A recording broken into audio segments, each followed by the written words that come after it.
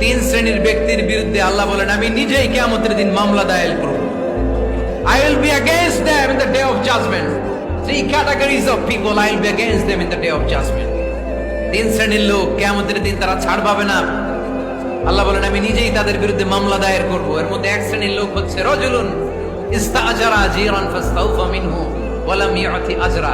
একজন শ্রমিক ভাড়া করে তার কাছ থেকে কাজ নিয়েছে কিন্তু তার পারিশ্রমিক আদায় করে নাই। এরকম আছে না নাই? দাপট দেখায় ইউনিভার্সিটির ক্যান্টিন গুলোতে। ইউনিভার্সিটির ক্যান্টিনে যে খায় মাগার বিল দেয় না, এরকম টাকাই আছে না নাই?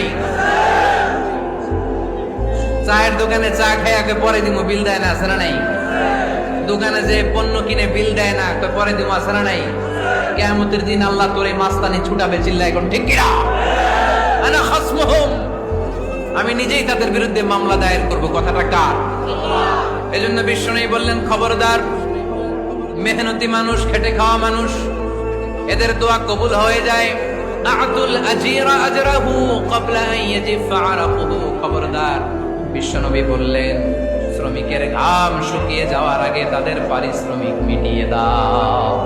বিশ্বনবীর বিখ্যাত হাদিস, আতুল আজিরা আজরাহু ক্বাবলা আন ইয়াজিফা আরাকুহু।